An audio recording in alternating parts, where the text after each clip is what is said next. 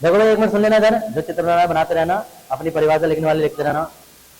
भौगोलिक याम्योत्तर तथा चुंबकीय याम्योत्तर के बीच बनने वाले कोण को दिक्पात कोण कहते हैं और इसे डैश से प्रदर्शित करते हैं।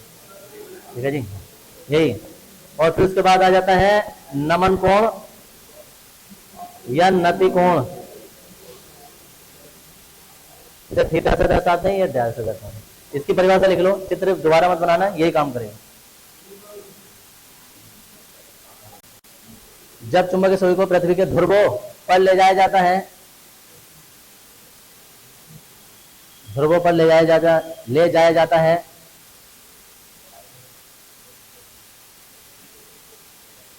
तो वह पूर्णतः ऊर्ध्वाधर हो जाती है,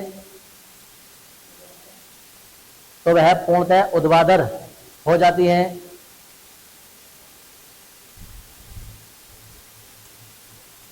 तो वह पूर्णतः ऊर्ध्वाधर हो जाती है।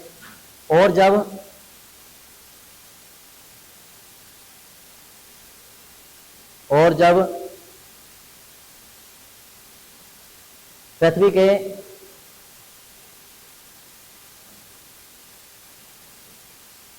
के निरक्ष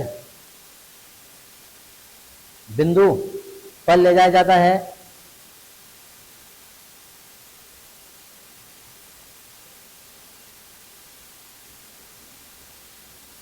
तो वह पूर्णतः क्षैतिज हो जाती है।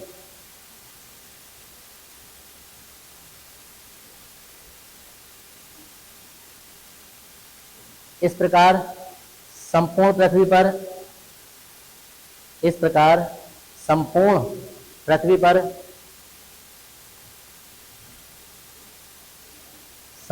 पर चुंबकीय सुई दो बिंदुओं पर ऊर्ध्वाधर, चुंबकीय सुई दो बिंदुओं पर ऊर्ध्वाधर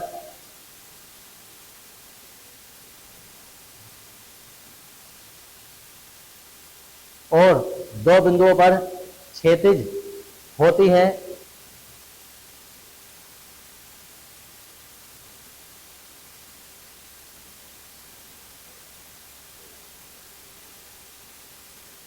पूर्णतः क्षैतिज होती है। इस प्रकार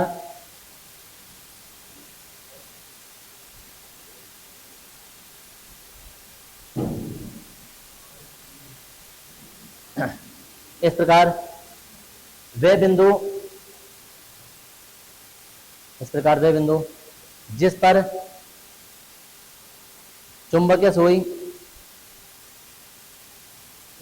पर चुंबकीय सुई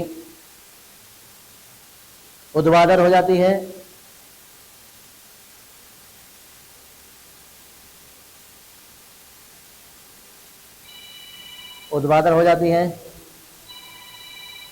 उन बिंदुओं को मिलाने वाली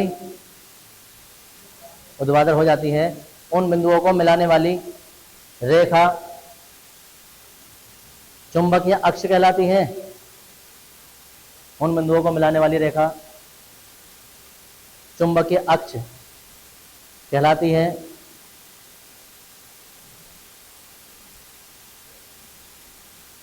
और जिन बिंदुओं पर चुंबकीय सुई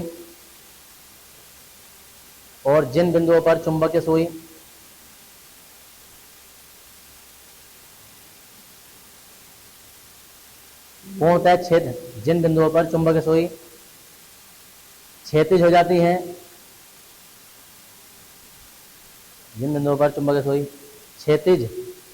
है, उन बिंदुओं को मिलाने वाली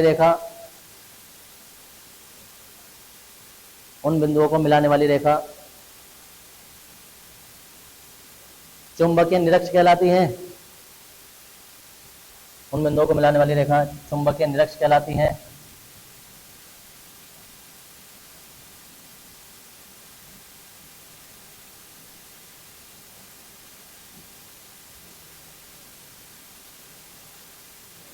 चुंबकीय निरक्ष कहलाती है।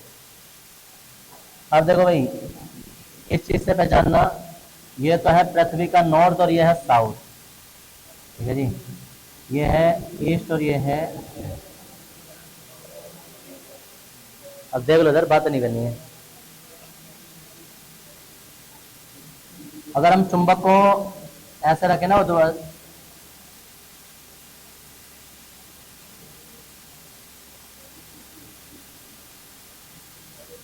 ये एन होगा, ये एस होगा। कभी भी चुंबक सुई जो है वो पूरी पूरी उत्तर दक्षिण में नहीं रुकती है, थोड़ी सी हटकर रुकती है।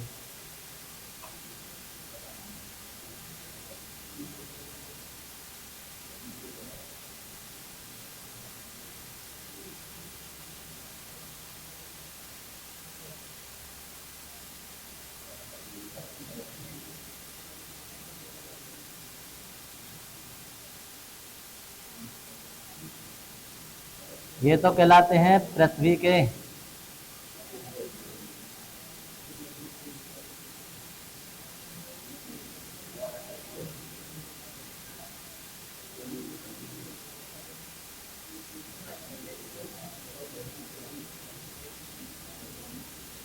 ये तो पृथ्वी के होते हैं। अब ये है चुंबक एन एस। अब चुंबक सुई जो कंपास सुई है उस दिन जो मैंने तुम्हें दिखाई थी, अगर हम पृथ्वी के चारों ओर घुमाए ना उसे ऐसे करके, तो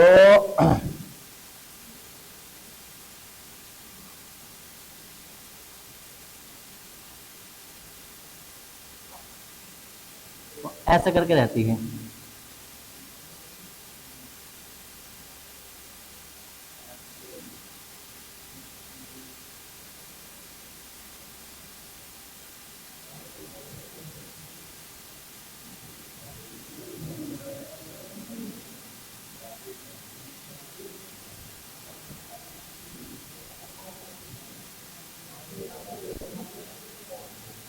हाँ जी,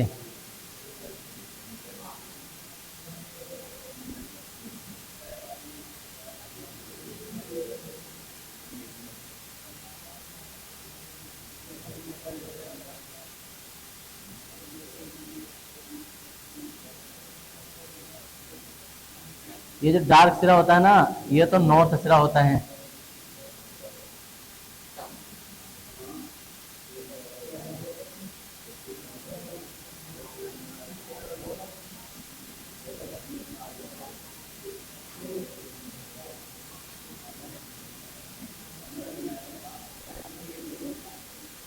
और देखो भाई, ये जो है ये तो पृथ्वी का है। इसे भौगोलिक को ना यहाँ लिखो।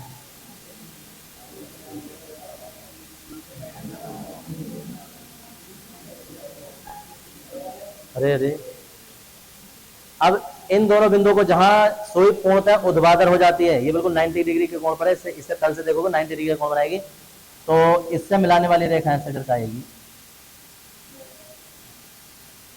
और ऐसे निकल जाएगी।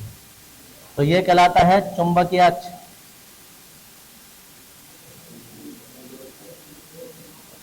ठीक है जी, जहां पर सुई पूर्णतः ऊर्ध्वाधर हो जाती है, और ये जहां बिल्कुल क्षैतिज हो जाती है, तो ये कहलाता है इसका निरक्ष,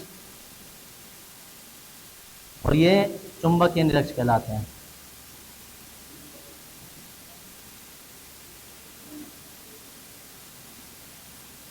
अंतर समझ लेना, पृथ्वी अपने आप में भी खुद एक चुंबक है, और वो जिस अक्ष पर घूम रही है, अक्ष पर घूमने के कारण या परिक्रमा करने के कारण, नॉर्मली अक्ष पर घूमने के कारण उसमें चुंबकीय क्षेत्र उत्पन्न हो जाता है उसके चारों ओर भी, और उसका उत्तरी ध्रुव बन जाता है, एक दक्षिणी ध्रुव बन जाता है। अलग अलग वैज्ञानिकों के अलग अलग अवधारणाएं थी, गिलबर्ट की अलग थी, अलग अलग पोप की अलग थी, कई सारे की थी। कुछ लोग ऐसे कहते थे कि पृथ्वी के भीतर बहुत बड़ा चुंबक का पहाड़ है, जिस कारण ये चुंबक को अपनी ओर आकर्षित करती है। कुछ लोग कहते थे कि उत्तरी ध्रुव और दक्षिण ध्रुव पर चुंबक का पहाड़ है, इस कारण। फिर लास्ट में एक भाई कि पृथ्वी की घूर्णन गति के कारण इसमें चुंबकीय क्षेत्र उत्पन्न होता है, और उसकी दिशा जो होती है वो उत्तर से दक्षिण की ओर होती है। ये एन हो जाएगा, ये एस हो जाएगा। ठीक है जी। अब ये तो ठीक है, लेकिन जब चुंबक को, जो हमारी अपनी खुद की चुंबक होती है, अगर हम चुंबक को स्वतंत्रता पूर्वक लटकाएं तो वो उत्तर दक्षिण में रुकनी चाहिए, ऐसे करके सीधी सीधी, लेकिन थोड़ी सी हटकर रुकती है, जैसे कि ये है उत्तर दक्षिण, ये हो गया, ऐसे रुकनी चाहिए थी लेकिन ऐसे रुकती है। तो अब जब ऐसे रुकती है तो उसके ठीक सामने मिलाने वाली रेखा जो होती है, अगर उसमें कोई दूसरी कंपास सुई रखे ना, तो उसकी ओर को सीधी सीधी हो जाएगी। तो उन बिंदुओं को मिलाने वाली रेखा जो होगी वो चुंबक का अक्ष कहलाएगी। क्यों? क्योंकि दो बिंदु ऐसे होंगे जहां पर सुई ऊर्ध्वाधर हो जाएगी, और दो बिंदु ऐसे होंगे, ऐसे सुई को ना, सुई का ऐसे करके रखते रहो, ऐसे चारों घुमाते रहो, सुई भी ऐसे घूमती रहेगी। तो जिन दो बिंदुओं पर सुई जो है वो क्षैतिज हो जाती है, उन बिंदुओं को चुंबकीय निरक्ष कहते हैं। तो चुंबक के अपने अक्ष और निरक्ष अलग होते हैं और पृथ्वी के अपने अक्ष और निरक्ष अलग अलग होते हैं। समझ में आ रहा है? पृथ्वी के अपने अलग होते हैं, पृथ्वी के अक्ष को भौगोलिक अक्ष और पृथ्वी के निरक्ष को भौगोलिक निरक्ष कहते हैं। ये बिल्कुल प्योर उत्तर दक्षिण में होते हैं। चुंबक के थोड़े से हटके होते हैं तो उसे चुंबकीय अक्ष और चुंबकीय निरक्ष कहते हैं। समझ में आ रही है? अब इसे जो है जैसे ये बना दोगे, देखो ये ना हमारा थोड़ा सा इसलिए गलत बना, ये जो तुम्हारा ना बीचों बीच में आनी चाहिए थोड़ी सी, तो पहले देखा बनना है, उसके बाद चुंबक बना लेना। ये यहाँ आनी चाहिए जैसे ही काट देंगे तो चाहे तो बड़ा बनाएंगे ना, तुम लोग कंफ्यूजन कर लोगे।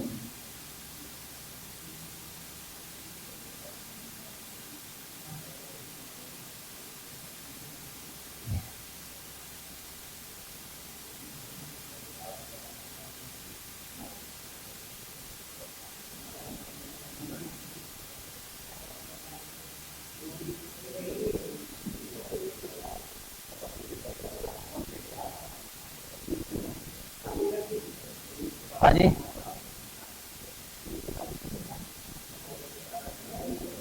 ये आप सुनो, अगर पृथ्वी के अक्ष को हम एन जी कहेंगे, ग्लोब होता हमारा ये एन जी, और इसे कहेंगे एस जी, भौगोलिक ग्लोब होता है।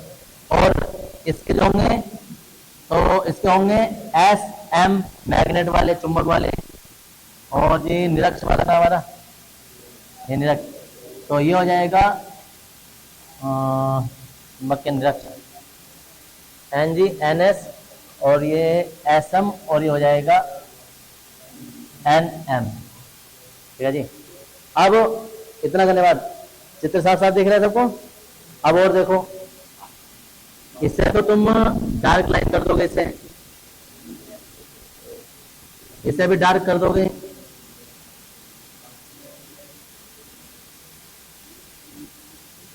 और ऐसे करके बनाओगे इसके एक तल टाइप से, ऐसे इसमें भी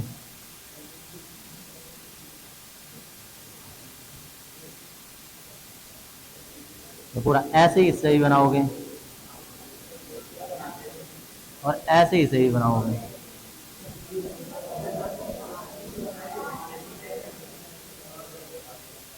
चाहे तो इसे और इसे, देखो इधर पृथ्वी वालों को चाहे तो मत बनाना, लेकिन ये वाले जरूर बनने हैं, चुंबक वाले, तो ये चित्र बनाओगे। अभी ये तुमने परिभाषा लिखी है चुंबक के अक्ष के और चुंबक के, ये चुंबक के निरक्ष के और चुंबक के अक्ष के लिखी है, बनाओ। ये बनाना जरूरी है, इसी से पता चल रहा है किधर उत्तर है, किधर उत्तर है, किधर दक्षिण है, ये बनाना जरूरी होता है साइड में, और दूर बना देना। और सोई सोई इसी हिसाब से बनानी है, बिल्कुल छेती जानी चाहिए।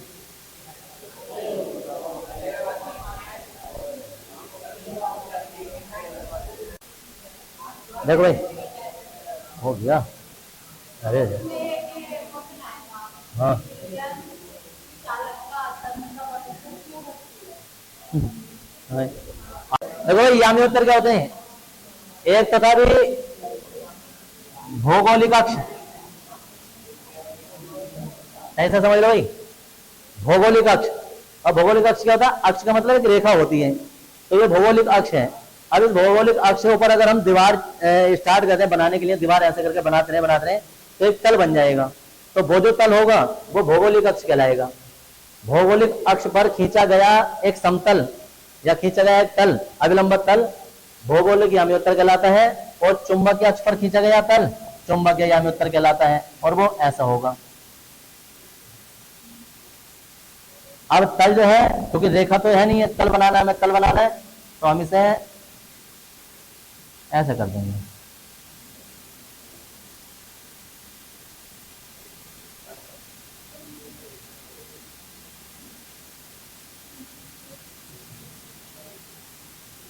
और जी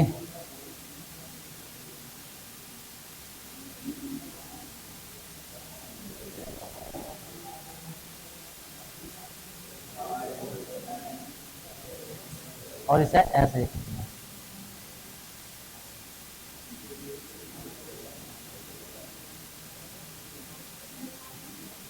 अभी इसके बीच में ये हो जाएगा तुम्हारा भौगोलिक यामी उत्तर, ये लाइन नहीं है, ये दीवार है, अब आगे को खाड़ तो कर नहीं सकते से, तो इसी करके बना रखी है।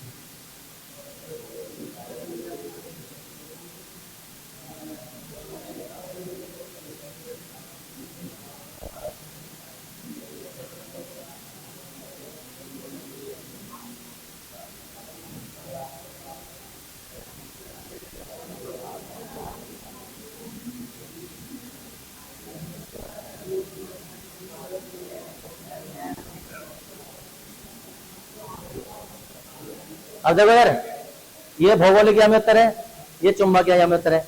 इससे अगला हेडिंग जो आने वाला है ना, वो है दिक्पात कोण। अब दिक्पात कोण क्या होता है? भौगोलिक यामी उत्तर और चुंबकीय यामी उत्तर के बीच बनने वाले कोण को दिक्पात कोण कहते हैं। उसे डेल से प्रदर्शित करते हैं, डेल से, इसे डेल से प्रदर्शित करते हैं। डेल ऐसा होता है जैसे तो डी को थोड़ा सा मोड़ देते हैं, ऐसे या ऐसे करके बना देते हैं, ये डेल कहलाता है। ये डेल्टा कहलाता है, और डी डेल्टा डेल यही होते हैं, डी का ही एक रूप है। तो दिक्पात के कोण की परिभाषा तो बाद में लिखेंगे, पहले हम इसकी लिख रहे हैं। तो हेडिंग ये डाल लेंगे, चित्र बाद में बनाएंगे, पहले परिभाषा लिख देंगे। इसे लेंगे भौगोलिक अक्ष पर खींचा गया ऊर्ध्वाधर तल,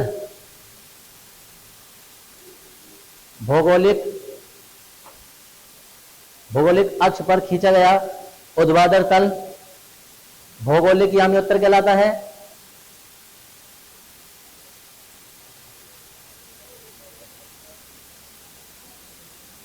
भौगोलिक यामी उत्तर कहलाता है।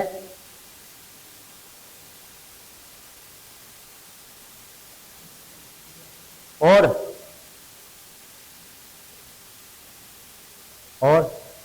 चुंबकीय अक्ष पर खींचा गया ऊर्ध्वाधर तल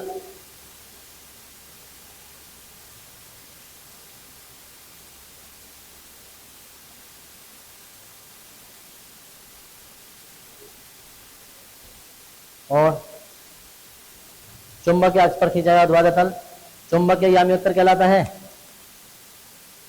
भूगोल क्या मतलब होता है इंग्लिश में?